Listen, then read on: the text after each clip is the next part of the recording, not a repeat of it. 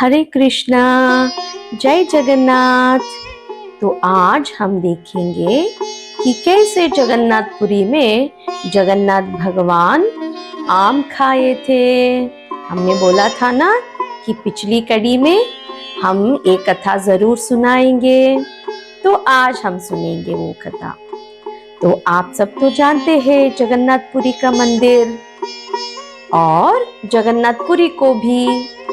तो जगन्नाथपुरी के पास एक छोटा सा गांव था।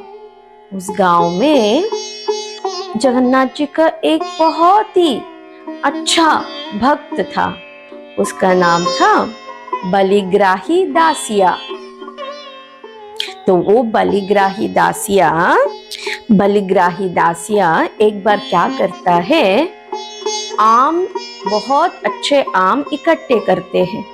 तो वो सारे आम को वो चाहता था कि जो जगन्नाथ मंदिर जाते हैं भक्त लोग, उनके हाथ में भिजवाएगा कि जगन्नाथ जी को भोग धरने के लिए, क्योंकि उसको थोड़ा काम था। वो उस दिन अपना गांव से बाहर नहीं जा सकता था।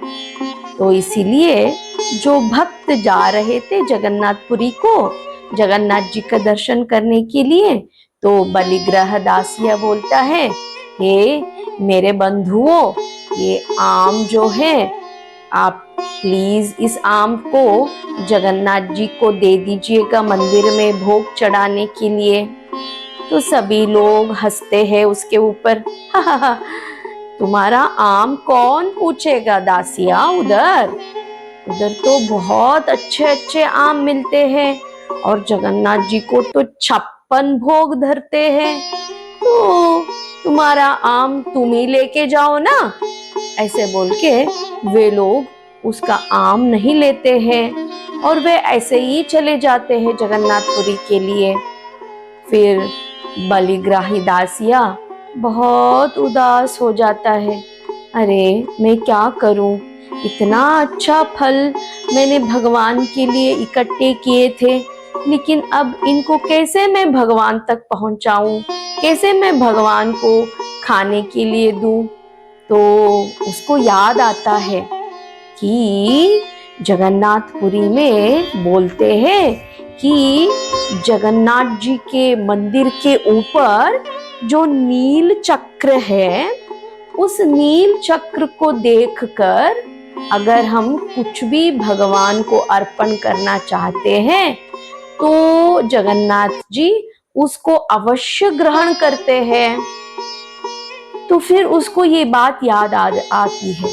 तो बलिग्राही दासिया क्या करता है, अपने हाथ में वो जो अच्छे आम थे उसको लेता है और जगन्नाथ जी का जो मंदिर के ऊपर नील चक्र है उसका ध्यान करता है।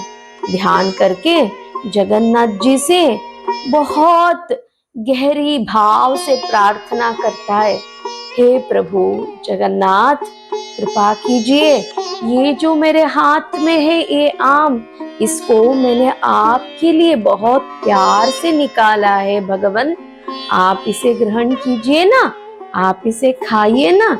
मैं चाहता हूँ आप इसको खाए, मैं आपके मंदिर नहीं आ सक रहा हूँ, क्या आप मेरे हाथ से इस आम को नहीं लेंगे।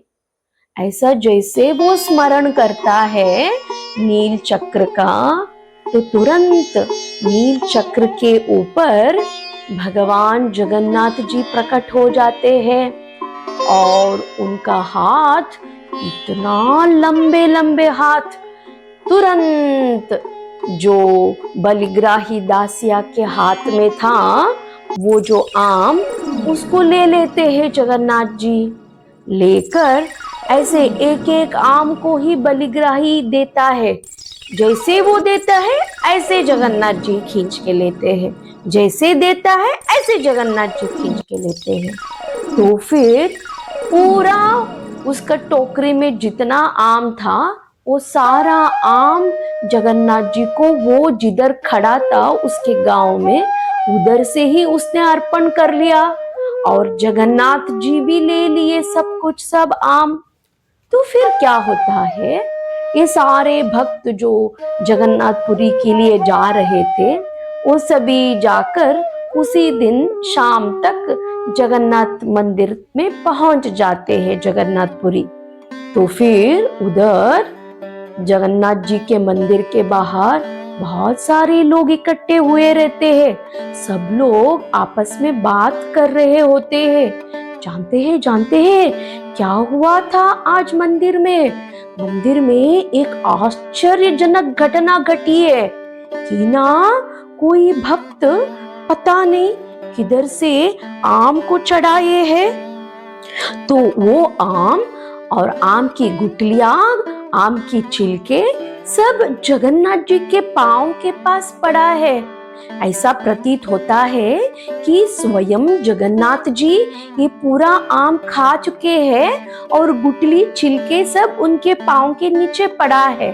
और जानते हैं, जगन्नाथ जी के मुंह के ऊपर भी जैसे कि पूरा आम का रस में जगन्नाथ जी लिप्त हो गए हैं।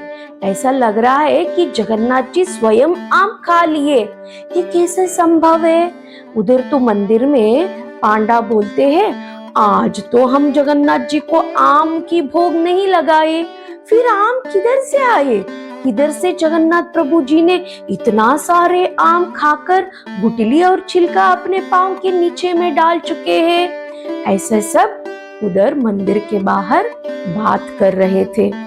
तो जो भक्त लोग बलिग्राही दासिया के गांव से आ रहे थे, उन्होंने सुना ये बात कि जगन्नाथ जी ना कि उधर मंदिर में इतने सारे आम खा चुके हैं।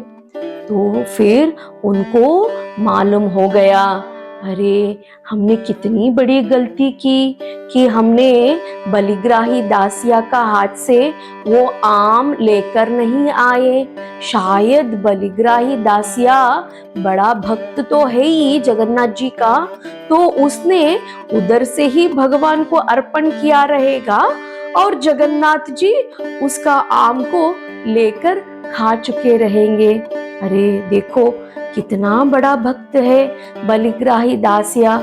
हमको वापस जाकर बलिग्राही दासिया से क्षमा मांगनी चाहिए कि हमसे भूल हो गई।